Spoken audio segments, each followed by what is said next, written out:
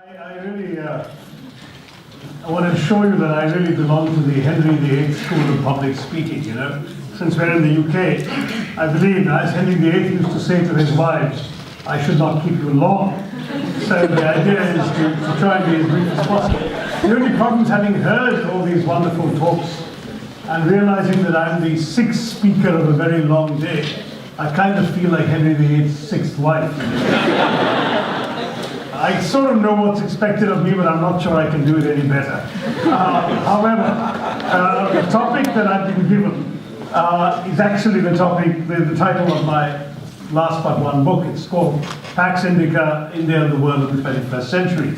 And it's a book in which I try and look at India's place in the world and India's foreign policy. I actually have a newer book out in India, not yet here, called India Shastra, Reflections on the Nation in Our Time. So I just wanted to say that though not everybody might be feeling in the mood for a talk on international policies at the end of a long day, if you have questions on things beyond that topic, including on very much anything to do with our country, I'd be very happy to sort of answer them, plugging my new book in the process.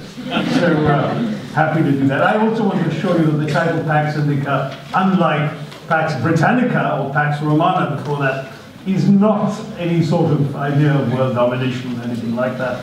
I've actually been profoundly skeptical of the kind of hype that accompanied much of the world's impressions of India in the last decade.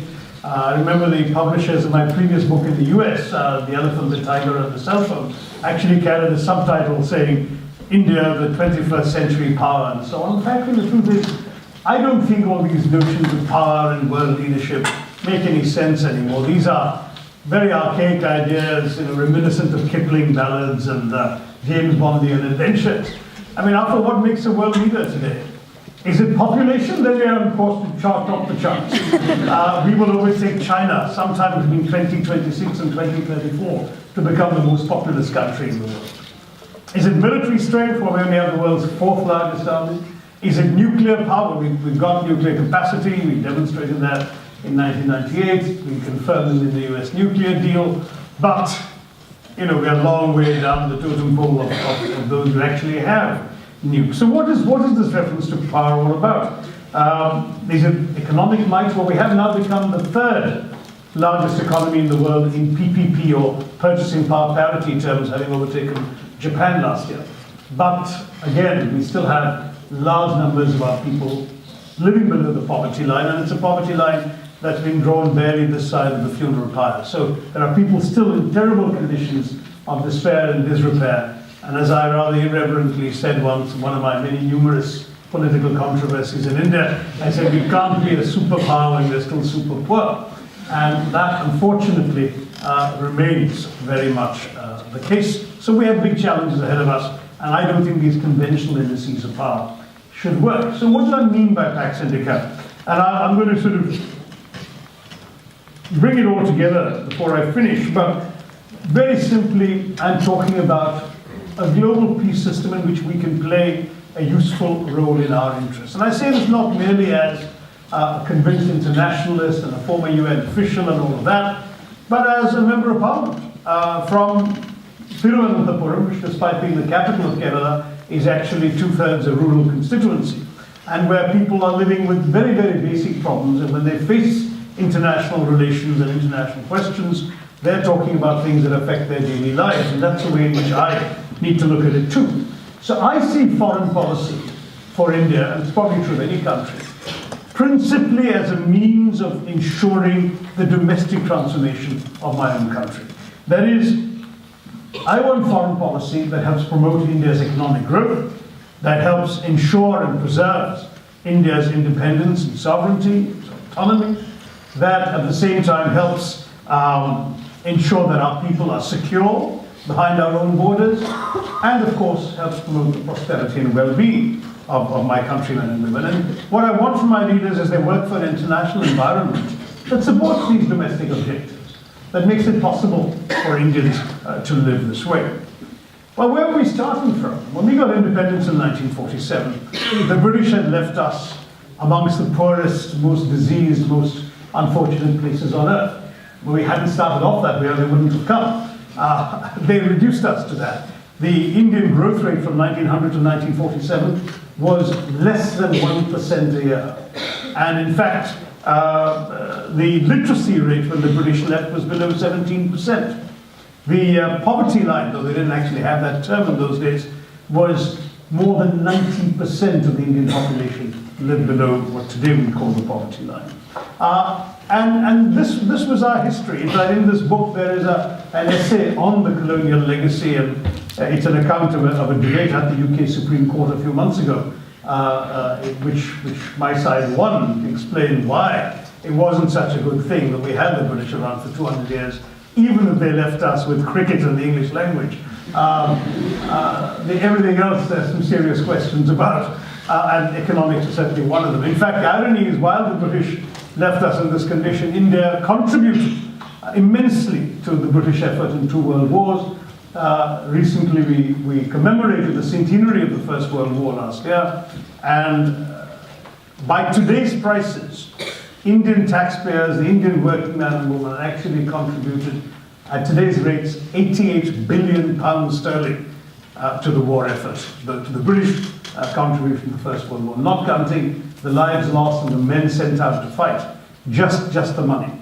Far more than Britain itself actually needed to spend on the war, though they lost more lives in the end. But it's just that India had made this contribution, but was left with very little when independence came.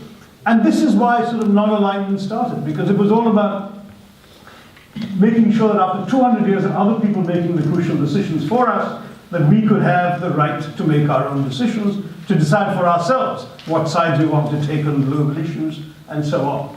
And that was why Prime Minister Nehru and the Indian government after independence tried to steer clear of the divisions of the Cold War, not take sides between the superpowers, not get entangled in other people's conflicts.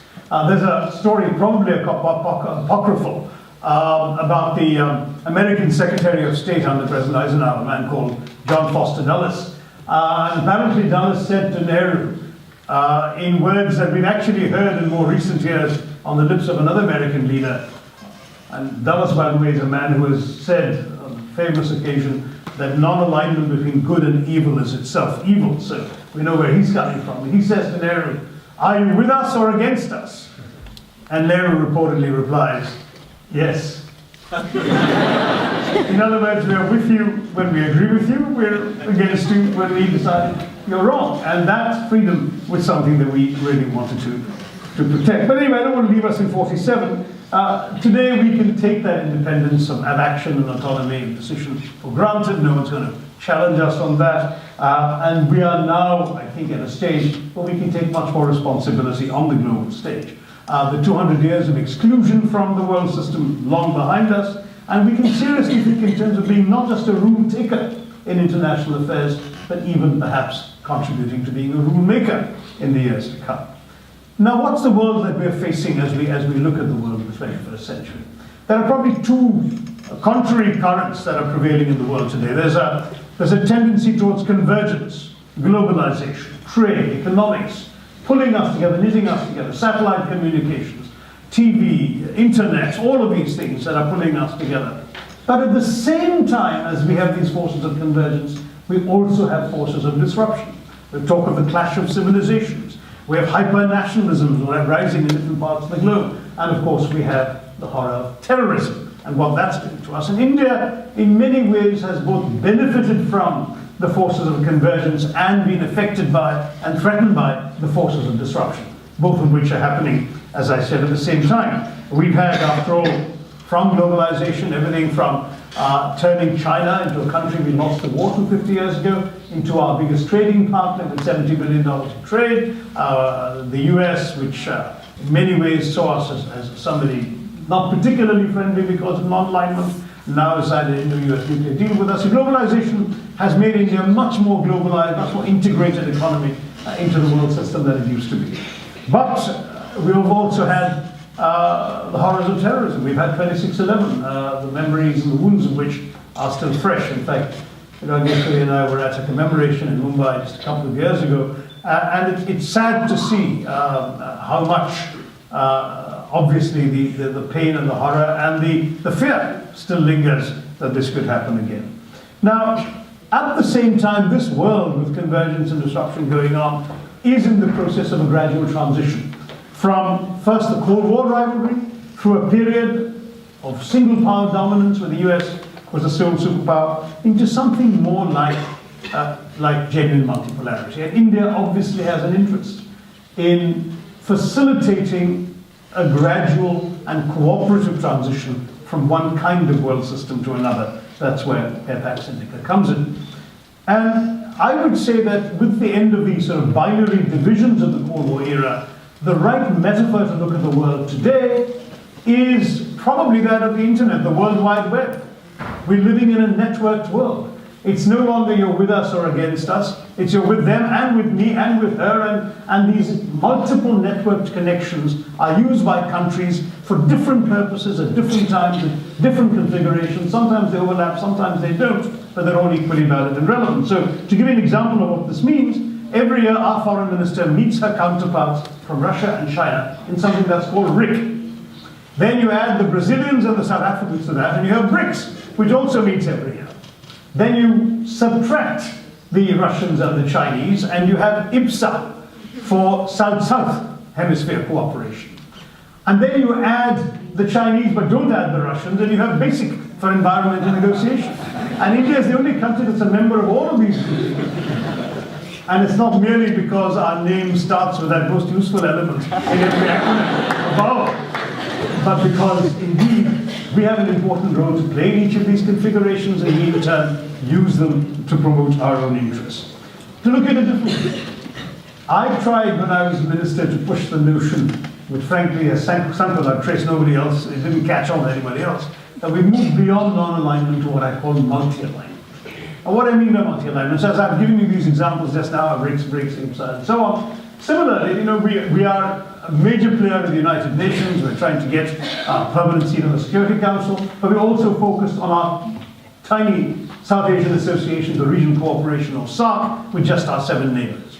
Or to give you a different example, we are active in the non-aligned movement, which reflects our anti-colonial legacy, and we attack the Western imperial powers routinely in these non-aligned meetings, but we're also an active member of the Community of Democracies, representing our democratic heritage alongside many of the same Western countries we're attacking in the non-aligned movement. Or we are a leading light of a group called the G77, an association of 120 developing countries, which is sort of a global trade union for the developing world. But we're also a member of the management, not just the trade union, because we're a key member of G20. So all of these contradictions, each of which, as I say, involves a valid role for the government of India, gives us this notion of multi-alignment. And it's all happening in a context in which we are living in a world whose basic contours has been established by the end of the Second World War, the post-war settlement of 1945. And that world order, with the UN at the center of it in some ways, and other institutions created in 1945, has actually served us very well. The first half of the 20th century was a time in which the world knew unprecedented horrors, right? There were 2 world wars, countless civil wars, mass expulsions of population, the Holocaust and Hiroshima, horrors. And if the world hadn't come up with some sort of far-seeing visionary system in 1945, the second half of the 20th century might have been just as bad as the first. But they didn't, and therefore the world system we've had has actually served a very useful purpose. It's prevented a third world war. It's prevented any notion of the world collapsing into the kind of disorder that happened in the first half of the 20th century. And in that period, democracy has expanded, literacy has grown, infant mortality has decreased, countries have escaped the yoke of colonialism, become free. All of these changes have happened thanks to a relatively peaceful system. But it's no longer enough. And as we look at the 21st century, we're looking at a world in which some of those things seem grossly inadequate. You look at the Security Council of the United Nations, and you ask yourself, why are some of these countries there merely because they happened to have won a war 70 years ago? How can the second and third largest contributors to the UN be Japan and Germany, which are still referred to in the UN Charter as enemy states? Things have moved on. The Bretton Woods institutions, the IMF and the World Bank, till a few years ago, The weighted vote given to Belgium exceeded that of China. So for these institutions to adapt and alter and change to the realities of 2015 rather than 1945 requires the same sort of imagination and farsightedness that people had in 1945 when they created this world order. And therefore, we're seeing what's called the rise of the emerging powers, slightly condescending phrase. I remember I was in Parliament when President Obama came and said, India's not just an emerging power, it has emerged, and everybody erupted in great applause. And come on, we've been around for somewhat longer on this planet than the United States of America. We don't need them to tell us we emerged, right?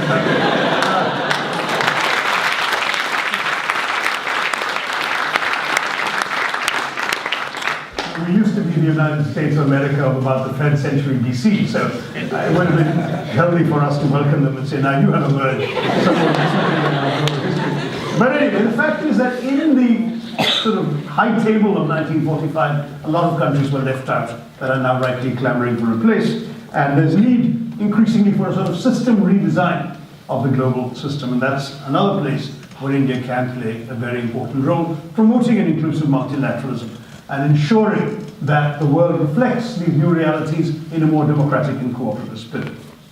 Now, I don't want to leave it only at generalities, because obviously I'm talking about India's place in the world. We've got to recognize that foreign policy, like charity, begins at home. So we have to think briefly about our neighbors, and very importantly, neighbors can make or break your global presence. It's not enough for us to have this soaring international vision, which our leaders do and we all have, but we also have to worry about our immediate neighborhood. Pakistan's been mentioned a couple of times already from the audience.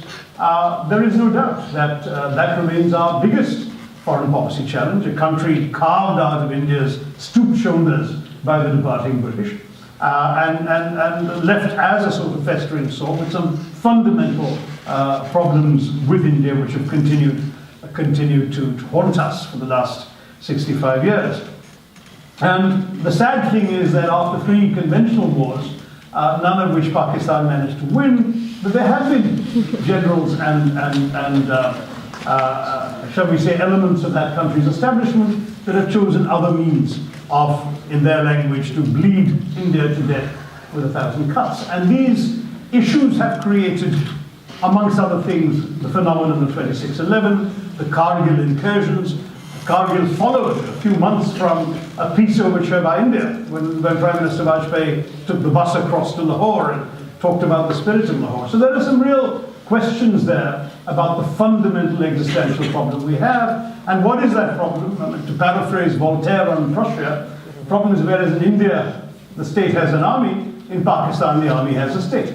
And the army in Pakistan is an institution which commands the largest share of any country's GDP, any country's national budget or governmental expenditure. There is no army in the world which in its own country commands a larger percentage of that than Pakistan's army does. And sure, they'd like to keep that level of disproportionate resources, and they can only do it by maintaining hostility with their neighbors. And this is a fundamental problem we have. So though I have been a bit of a peacenik and I've argued for peace with Pakistan, I'm also a dove who's been mugged by reality, which is one definition of a hawk, I suppose.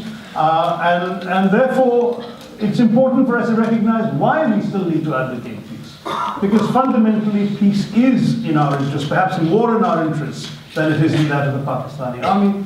It is fundamentally undesirable for us when we're focused on our economic development and transformation, and pulling people out of poverty. To be bogged down by hostility on our borders is not good for us.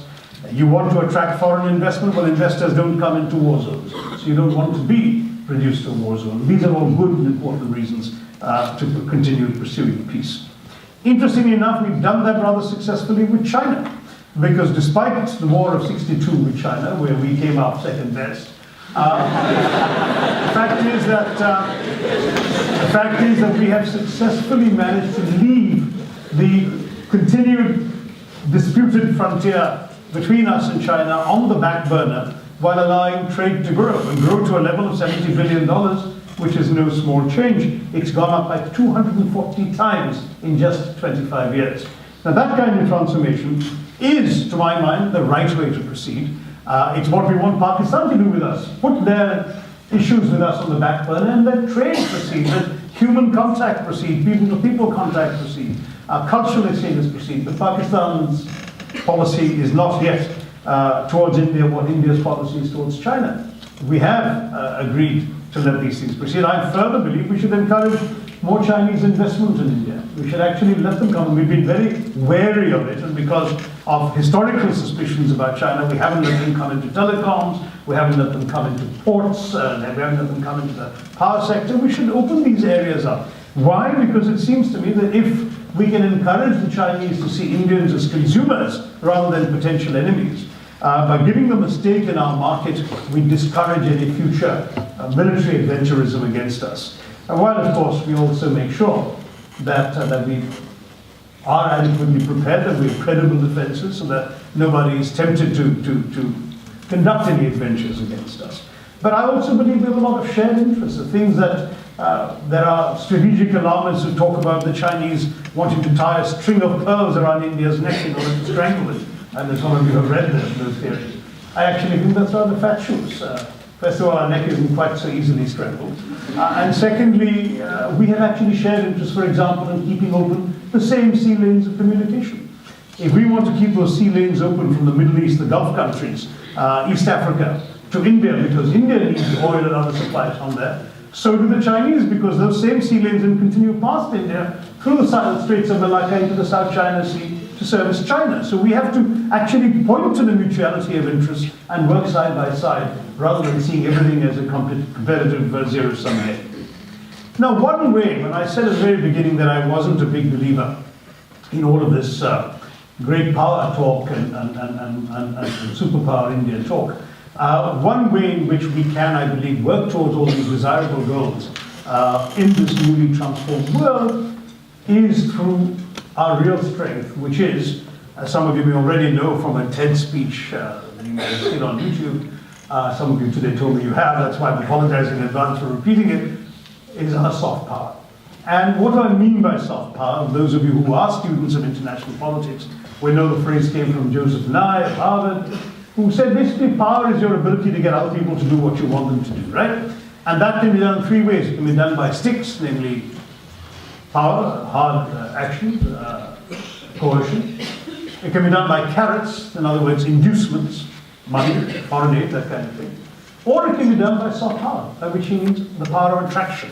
And he says now in his theory that it's basically something that emerges from your culture, from your political values, and from your foreign policies. Now, I would even go beyond that. I would say that anything that is part of people's perception about you as a country, it helps define your soft power. So when people hear the name India, the ideas that are evoked in their minds constitutes your soft power or lack thereof. It's very clear that a lot of things have changed over the years in what people think of when they hear the word India. Hard power is something that's exercised by countries. Soft power is something that's evoked in people's minds, in foreigners' minds. And it's not something that only governments can produce. After all, I wrote about the US, but one could argue that in the US, non-governmental initiatives like Hollywood, MTV, Levi's, Jeans, Coca-Cola, Disney had far more to do with creating positive images of America across the world than any American foreign policy or Fulbright scholarships or the Voice of America could, right? So what do we have going for us in India by comparison? Obviously, we have our own history, our own pluralism. The fact that we have been a country that has offered refuge to every sort of persecuted minority that ever wanted to cross the shores or the mountains and come to us. We have the world's oldest Jewish diaspora, coming after the destruction of the first temple by the Babylonians, provably after the destruction of the second temple by the Romans. And they came to my state of Kerala, and they found a happy welcome. There were subsequent waves that came elsewhere, to Maharashtra and to our big cities. And these remain the only example in human history of a Jewish diaspora that never knew a single episode of anti-Semitism. In fact, in India's case, the only ones that did when the Portuguese showed up on the west coast of India and inflicted persecution on the Jews. Until then, they'd never known any persecution.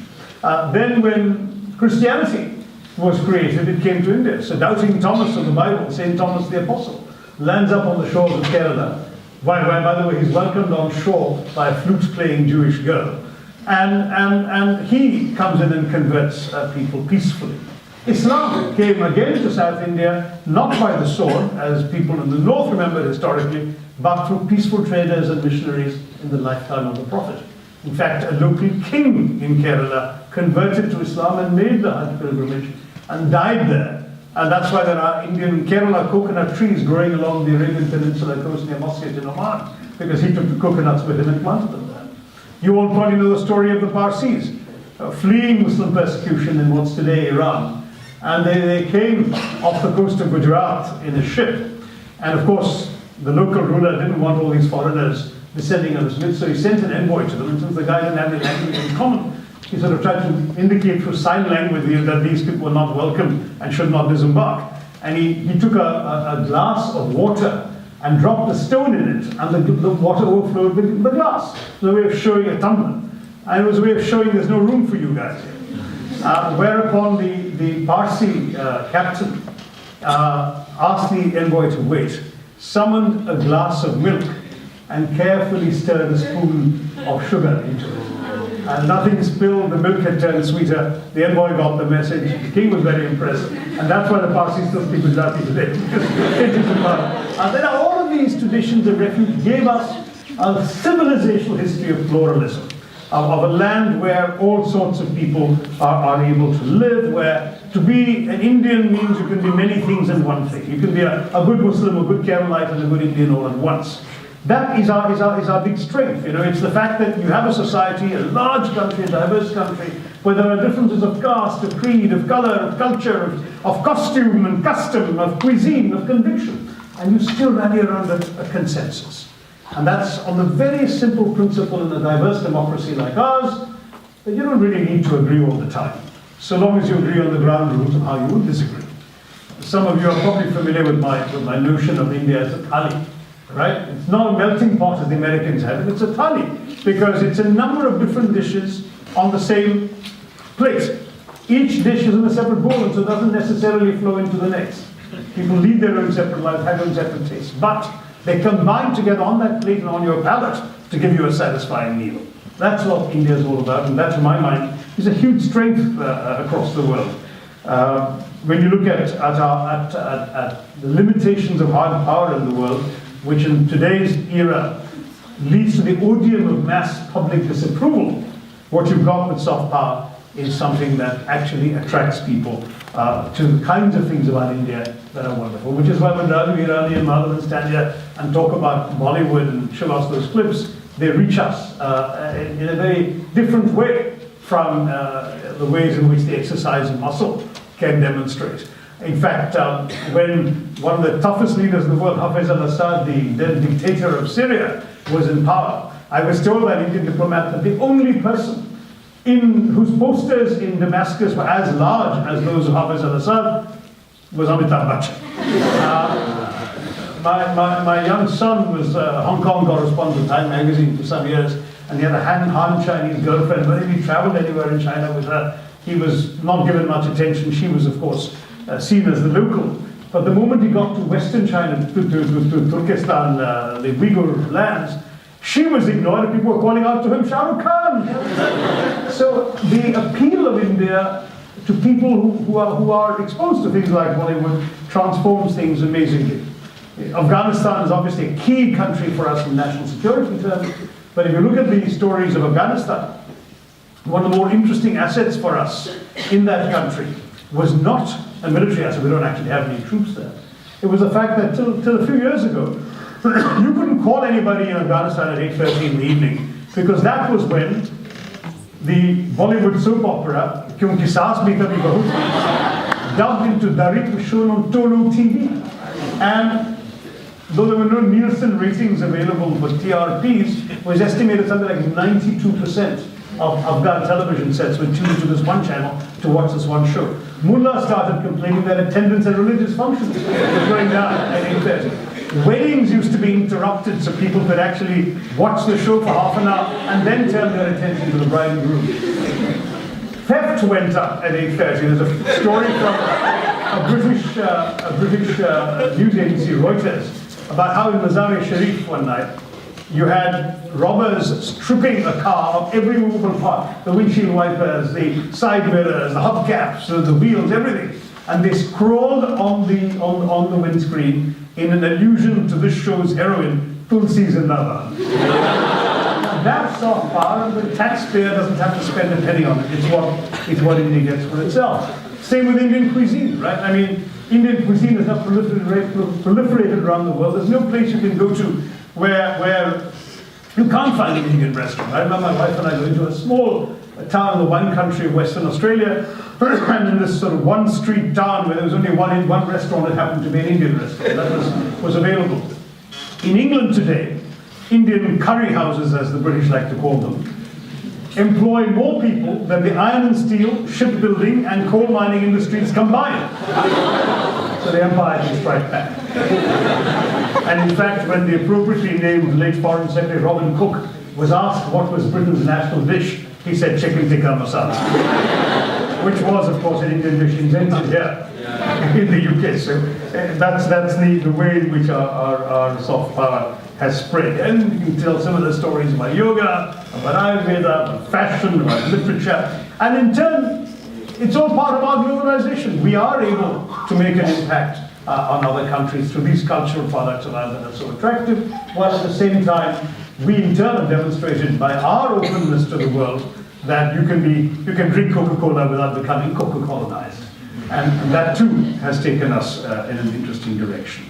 And this has changed the perceptions of India. I said it's a lot about the images of India that are evoked when people hear the name India. Well, the truth is, at one time what was evoked, for example, when I went off to graduate school back in 1975, the images of India in everyone's mind were fakirs lying on beds of nails, and the snake charmers, the Indian rope trick, otherwise mendicants with begging bowls. This was the conventional image of India. The most positive you could have was a Maharaja on a caparisoned elephant. Now those days are gone. Today, the conventional image of Indians now is doctors, engineers, computer geeks. Everyone assumes that. I have a friend of mine who's a history major who was accosted at Schiphol Airport in Amsterdam by an anxiously perspiring European saying, you're Indian, can you help me fix my laptop? They're all probably too young to remember an American television show called ER. Have you seen it? ER is about an emergency room in an American hospital. When it first came out, about the turn of the century, it was a huge hit. It's the country that tells a better story. And our country, I hope our big strength will be that we will be able to tell a better story, to pursue our interests in ways that are fundamentally not hostile, not threatening to anybody, but that brings people along in a truly cooperative endeavor to make this transition in the world that I've described to you to a more cooperative, more inclusive multilateralism. And that, in that era, multi-alignment is where Pax Indica comes in. I just want to end with one small thing, and I'm sorry Manoj Lal was not here because I wouldn't have wanted to say this behind his back, but that message is perhaps the one partisan thing I will say this evening, which is that PR isn't enough. By which I mean that you can have wonderful pronouncements, announcements, abhiyans and sound bites, but reality is what matters. It's what the results you deliver on the ground that actually is going to transform India and the world for that matter. And the sad truth is that, as I irreverently said in India once, not more than once, we have this great advertising campaign, some of you may have even seen it in London, in the UK, for Incredible India. But as I've often said to them, the real challenge for us has got to be to create a credible India at home, which means we have to overcome our internal problems. You're not going to be able to sell yourself as an incredible country if your people are still mired in poverty, illness and disease and ill health. You've got to be able to demonstrate that your pluralism is real by preventing the kind of bigotry and sectarian hatreds that some people have been stoking in our country, once again, since the last election results. You've got to preserve what's finest and best and most attractive in our civilization if you want to play this kind of role in the world. And at the end of that, if we do that, we will end up connecting India to the world. We'll connect 500 million currently poor, illiterate, villagers to the global village. And that could be a transformation that we could all celebrate. And you folks are young enough to enjoy that, to help create it, and to participate in making the world a better place for yourselves and for all of them. Thank you very much.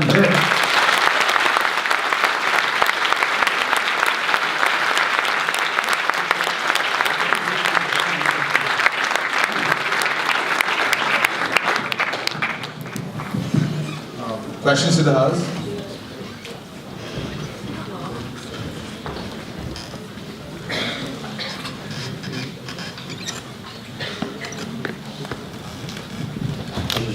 Hi. I really like your idea of soft power. And I remember a few years back you were the first one to talk about soft power. In India, yes, but I mean, Joe and I beat me to it globally. Yeah. But I did this with his blessing before I got involved. Yeah. And now, Narendra Modi is the second person I've heard talking about soft power. Now, my question sounds a bit crude, but I'd request you to answer in terms of mission statement. Why are you with Congress? I'm not really... I have 15 books that will help give you the answer to that question. Look, I've had a pretty long paper trail, so those of you who want to read what I stand for, what I believe in, will understand this. I've always had, for lack of a better word, a liberal outlook, both on India's heritage as well as on the kind of society that I consider desirable for India to be. I want a society that recognizes our pluralism, where everyone, irrespective of their religion, their background, their gender, their caste, whatever, feel an equal stake, equal pride, equal sense of belonging, equal sense of authority. And I want an India where, honestly, everybody has a chance to make a better life for themselves and their kids. And therefore, I want parties that have an inclusive philosophy. I want to bring everyone along. And sadly, Mr. Modi's track record and that of his party is one of division, of the stoking of division and bitterness, of even the promotion in some cases of downright hatred for people on the basis of issues like religion. Now, as I've been amongst the first and perhaps the only people to acknowledge from the opposition, Mr. Modi has said all the right things since his election.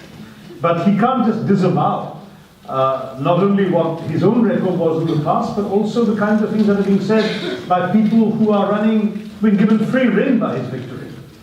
I mean, you know, it's since Mr. Modi's victory that we have people of the ruling dispensation telling us about the differences between Ramzadeh and Haramzadeh, and between and saying that Hindu women should have 4 children, and somebody else saying no, it should be 10 children, which shows profound disrespect to Hindu women in my view, but that's neither here nor there.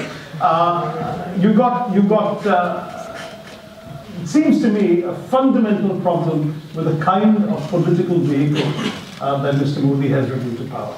So he has announced very many constructive liberal objectives, but can he achieve those liberal objectives on the back of so profoundly illiberal a vehicle as the BJP and Sangh Parivar is, to my mind, an open question. And so far, certainly, the answers that we've heard are not particularly encouraging.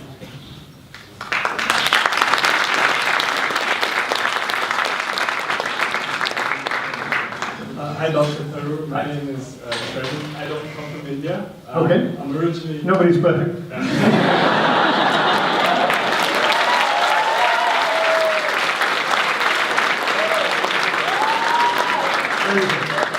originally from Nepal, but I hold an Australian passport. Okay. You mentioned some of the more bigger emerging countries, such as Brazil, such as Russia, such as China. I was just wondering, what do you think India's goal or aim should be with regards to some of the smaller neighboring countries, such as Sri Lanka and Nepal?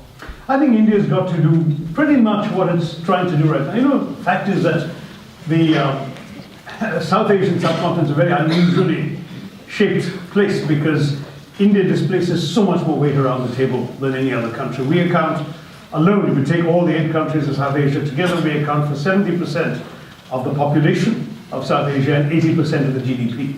So very clearly, we can't help sort of taking up a lot of elbow space around the table. And obviously, smaller countries don't like it. I mean, ask any smaller country what they think of their bigger neighbors. Ask the Mexicans what they think about the Americans. I mean, it's just not an uncommon phenomenon we're living with. Having said that, it seems to me that India has embarked on a policy, certainly during my time in government, that was very much my view, of asymmetrical relations. That is, we should be prepared to give more than we get, or than we even seek from our neighbors. Because we are the big guys on the block, right? So let's encourage them to come in. In a number of areas, I would be in favor of even unilateral concessions. I would ease up our visa requirements, for example, even if it's not reciprocated from the other side. Let's just make these neighbors feel that they have a stake in us doing well, because they too can share in it. And to my mind, that should work. And of course, with Nepal, we have a special relationship already, because the borders are soft. It's the only neighbor with whom we have a soft border, where people can cross in even without a passport and a visa. But that's not true of any of our other neighbors, so we have a long way to go. And Sri Lanka, Bangladesh, these are very important relationships where I believe we should be making those asymmetrical gestures. And so far, we seem to be doing it. I'm a little alarmed by the present government's hesitation on the Bangladesh land boundary agreement, which the UPA government tried to get through a couple of years ago. The BJP then resisted it. When the BJP came into power, they saw the wisdom of this agreement, and they referred it to my committee. I rushed it through the committee, got all parties on board. My committee is the Foreign Affairs Committee, of which I'm chairman. And we sent it back to the government before the previous session, the beginning of the previous session. And they still didn't introduce it into Parliament for ratification, for what it seems may be rather petty party-related political reasons. And they've got to get over that, because otherwise a very important relationship could be imperiled if we don't show we're prepared to give them something they want. So I hope we do more of it.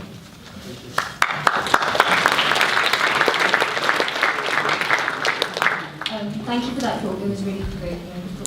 But as India's investing a lot in education, or even at university level, what are your views on brain drain? People are studying in India, but they're coming up to the West to work, and they don't plan to go back. So how do you think we can reverse that? So we can attract even nationals in the way now. Yeah, I mean, I'm not that skeptical about the brain drain myself, because I think that if you look back at the last few years, the brain drain has turned out to be a bit of a brain gain for us. Because a lot of the people who've done well on Silicon Valley and elsewhere have come back, invested in India, started companies, ventures in India, outsourced to India, and so on. And then in the first decade of the 21st century, more people came back than ever before.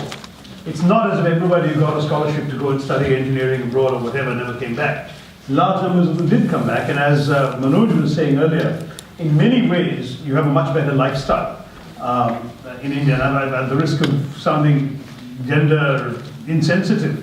Women who have to do all the household chores in America in addition to holding a job will have help in India they can't afford in the West, and so on and so forth. So there are many, many advantages to life in India, including proximity of family, grandparents, environment to raise your kids, all sorts of things that are bringing people back, provided, of course, that the same professional satisfactions and opportunities are available.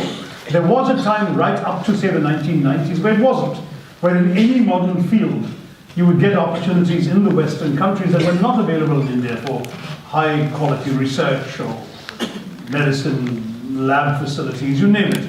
Today all that's changing. I mean, I've come across cases after cases of people who have rejected scholarships abroad to continue working in India. IIT Indore has got one of two projects in the world, one is in India, one's in America, of a very sophisticated telescope that is studying something so obscure I can't explain it to you. But the professor who is leading that project is an Indian American who had tenure at a very prestigious American university, gave it up and came. And his top student, the doctoral student who's leading the team of doctoral students doing this, was a local boy from near Indore, from a very ordinary middle-class Muslim family. This guy had scholarships from every single American institution that works in this field, but he rejected them in order to work with this professor in Indore. This is the world is changing, India is changing, and I can tell you that the prospects are quite exciting for us not to feel threatened. I would not feel threatened if the boy did get a scholarship and go abroad, because now he knows he can come back. He's got a welcoming environment to work in, and the same with all of you. I hope that some of you will think of coming back. I mean, I did it. It took me a long time. I worked abroad for a lot of years, but I came back because, to my mind, ultimately you look in the mirror and you know who you are. And that's true for those of you who are Indian, as what 90% of the audience, I guess, is that, yes, if you want, and some of you are perhaps of Indian origin, but already other citizenships, I don't know, but if you aren't, and you have the option of coming back, you should realize the country needs you. You have unique advantages for having lived and studied here that India could use, including an ability not only to have had a first-class education, but also an ability to work with the rest of the world, having met with and studied with and worked with foreigners. You will have a sense of other languages, other cultures, other places. You will have a sense of the way in which other things happen in other parts of the world. You can bring that back to India and help move us out of some of our problems, our set ways of doing things. In some ways, those are our things that hold us back, the things we do because we've always done them that way. And because you know that they don't have to be done that way, you can come and help change things. So come back, you'll be welcome.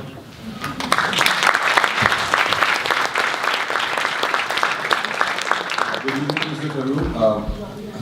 Yeah, hi. Hi, my name is Run, and thank you so much for your speech and responses. Thank you. My question is, can India ever achieve the dream of being a superpower? If yes, how? And what is one issue that we need to tackle immediately? And how should we? What should be our long-term goal? How do you define the superpower? Can I just ask this question? Sure. He doesn't mind. His question. I should be a question. Because we have spoken about all development and how we are doing all these things. Are we geared up in terms of infrastructure and our bureaucratic system that is working at the moment? So how do you judge too, and how do you think we can move on? Okay, I'll include that answer, the answer, but I want to ask you, when you say superpower, what do you mean by superpower? How do you define the term? What do you want India to be as a superpower? Global influence, like, for example, China, United States of America. The influence that China has, for example, trade, that's enormous. So that's how I define superpower. The influence that a country has on the entire globe, on the entire global economy. Okay.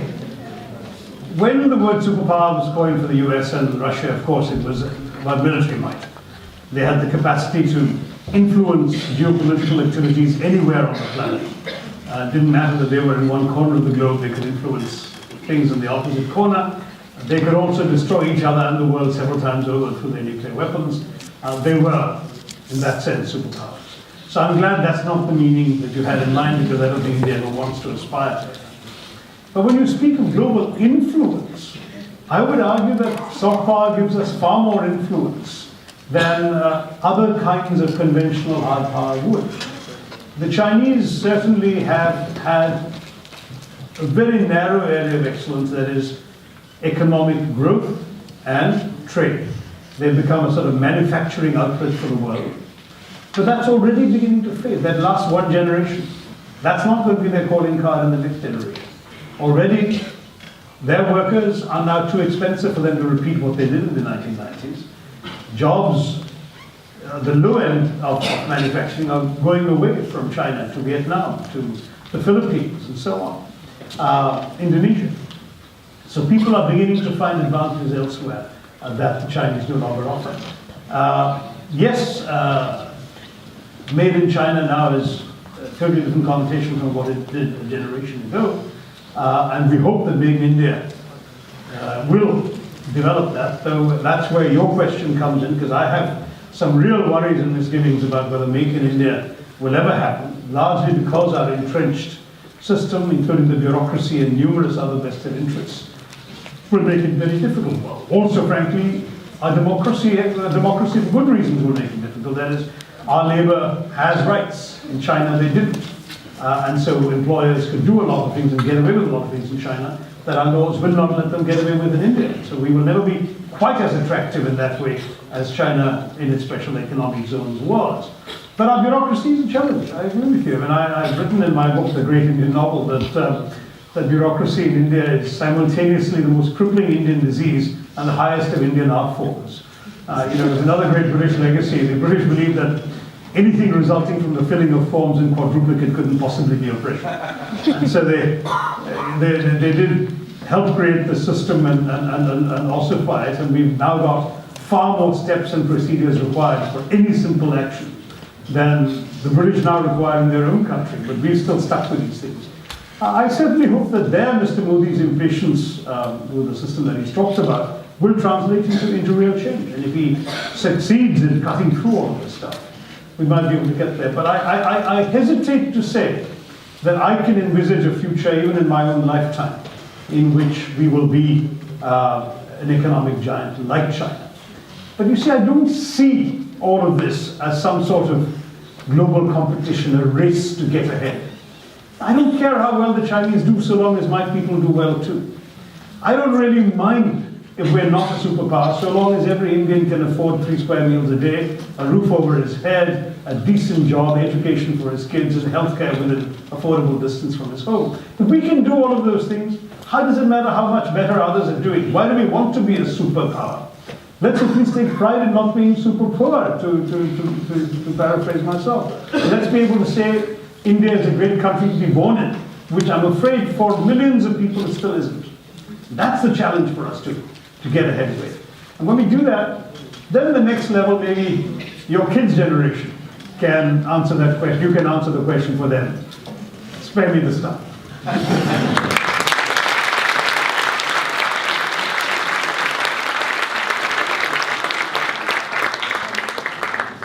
Good evening, sir. Hi, where is- I'm right here. Just here. Okay. Just in front of you. My name is Manantara Chaudhary, and I have a question for you.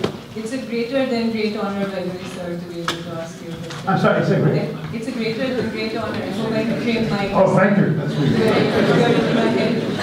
But you've spoken about China, and it is a bit, I mean, it is very reassuring what you've said regarding the geopolitical aspect of it. But I think China is still an intractable problem, because even as I speak, there are Chinese boots on Indian soil. So how long do you think we can put money into the mouth of the monster? And when will our Goliath be slayed? Because this is, I mean, it is sort of like a cyclical problem. They go away and then they're back. So how do we keep the monster at bay for good? See, the Chinese border situation is genuinely a complicated one, in the sense that they have a different perception of where the border should lie than we do. And that's been the case throughout. The McMahon line, which was drawn by the British in 1911, is a line that the Chinese have always insisted was dictated to them by an imperial power, and therefore they will not accept it. When I pointed out to the Chinese myself that they accepted it when it came to Burma, but they haven't accepted it when it comes to India, for complicated reasons I've gone into in my book Pax Indica in some detail if you're interested in looking at it.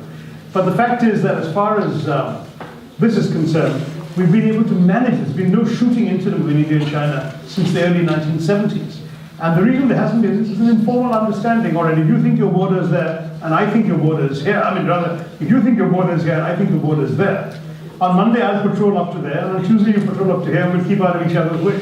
And that sort of thing has happened, absolutely. It's nice how the British stay reticent on all this, although they filled in the cartographic sort of gaps and silences on our...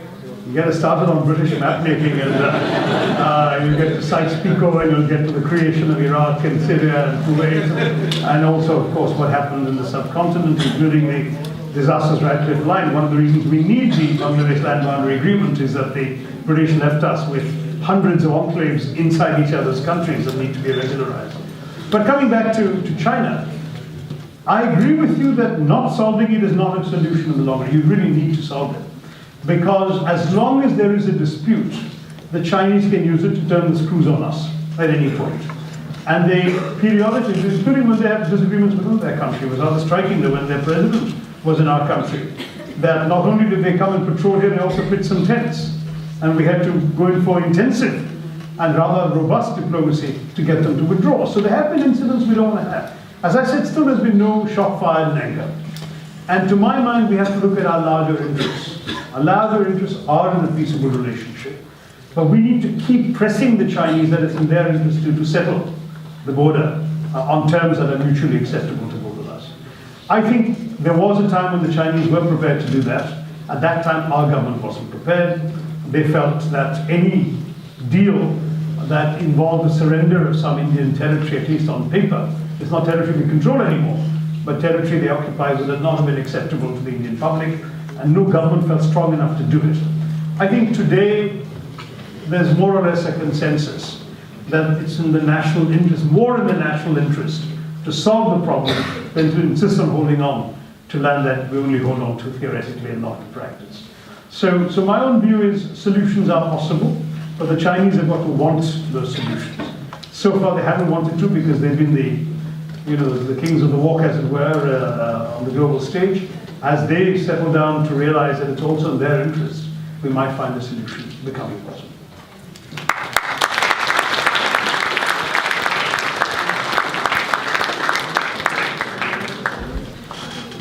Thank you, Dr. Tharoor, for your words of wisdom. It was an honor to hear you live and take a page out of your past expertise. Thank you all very much.